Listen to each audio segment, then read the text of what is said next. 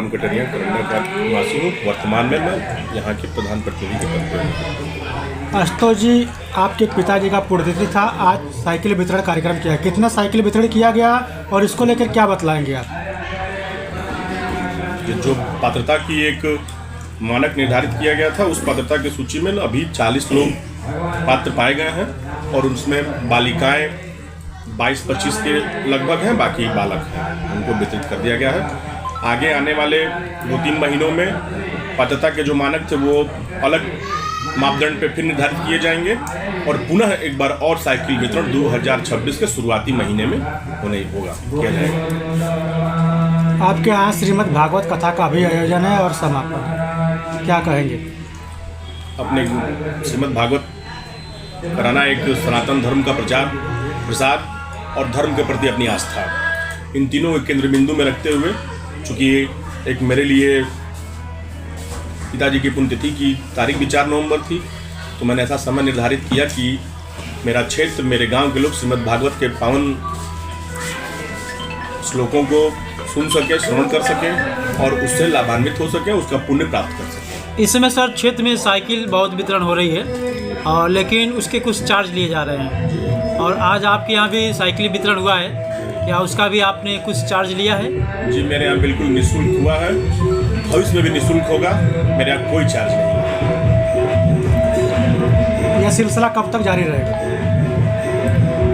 जब तक ईश्वर वाले का आशीर्वाद मेरे ऊपर रहेगा तब तक ये सिलसिला जारी रहेगा। लगभग मैं हर वर्ष कुछ न कुछ ऐसा करता हूँ कि जिससे कि समाज के उन तबकों को जिनके पास वो लाभ न पहुँच सका, उनको पहुँचाने का मैं प्रयास करता हूँ हर वर्ष।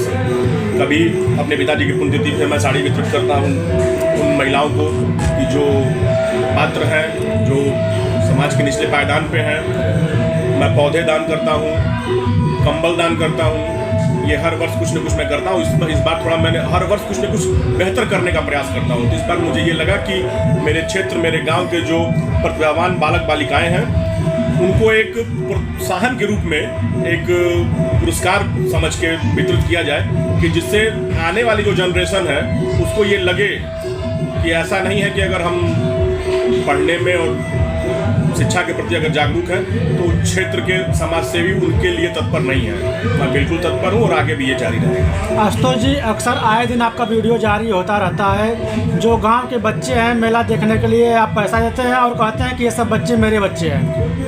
ये पिताजी के चलाई गई एक परंपरा है। मेरे पिताजी, मुझे याद है कि मेला देखने के लिए कभी पिताजी ने मुझे पैसा नहीं दिया, मुझे माताजी से पैसा मिलता था। लेकिन पिताजी गांव के सभी बच्चों को वो पैसा वितरित करते थे, जो भी सक्षम धनराशि हो उस वक्त की वो देते थे और बच्चे बड़ा उससे खुश रहते थे। तो उन्हीं के दिखाए पद चिन्हों पे चलता हूँ और वर्तमान में मैं भी अपना कोई त्यौहार, दिवाली, दशहरा, होली, मुख्य हमारे धर्म के यही 3 त्यौहार है, मुख्य धर्म, छठ, और मैं इन सभी त्योहारों पे मैं अपने परिवार के साथ नहीं रहता हूँ, अपने बच्चों के साथ नहीं रहता हूँ, मैं अपने गांव के लोगों के साथ रहता हूँ, गांव के बच्चों के साथ रहता हूँ। मेरा परिवार मेरे किसी भी त्यौहार में मेरे साथ नहीं रहता है। अभी आपने जो पंचायत भवन बनाया है और आज के चीफ गेस्ट जिला पंचायत अध्यक्ष सपना सिंह जी थे, उन्होंने आपके सचिवालय में बैठे तक उनको लगा नहीं वो करे कि नहीं मैं लखनऊ के सचिवालय में बैठा हूँ। यानी ये मैंने प्रयास किया था एक अच्छा सचिवालय बनाने का और ये एक अच्छा सचिवालय बना भी है और इसका सुचारू रूप गांव की जनता उपयोग भी कर रही है। और अगर जिला पंचायत अध्यक्षा जी ने ऐसा कहा है तो मैं उनके प्रति अपना आभार व्यक्त करता हूँ, उनको धन्यवाद कहता हूँ। मौसम के द्वारा बारिश अभी भी पिछले दिन हुआ था, कुछ आपके पिछले दिनों भारी बारिश हुई और पूरे ज़िले या देश प्रदेश में बहुत किसानों का नुकसान भी हुआ है और कुछ ऐसे किसान आपके गांव के भी होंगे जिसकी फसलें तबाह हो चुकी हैं, उनके बारे में कुछ क्या कहना चाहेंगे? यानी मेरे बहुत किसान भाइयों की फसलें तबाह हुई हैं, धान की फसल नुकसान हुई है, आलू की फसल नुकसान हुई है और मुख्यतः मैं भी किसान हूँ, मैं भी 20-25 बीघे खेती करता हूँ, मेरा भी नुकसान हुआ है स्वयं। इसके लिए सरकार हमारी गंभीर है, उन्होंने हर जिले पे जिलाधिकारी को निर्देश दे दिया गया है, डाटा लिया जा रहा है लेखपालों के द्वारा और जो भी सरकार द्वारा निर्धारित मुआवजा तय होगा उन किसानों को मिलेगा।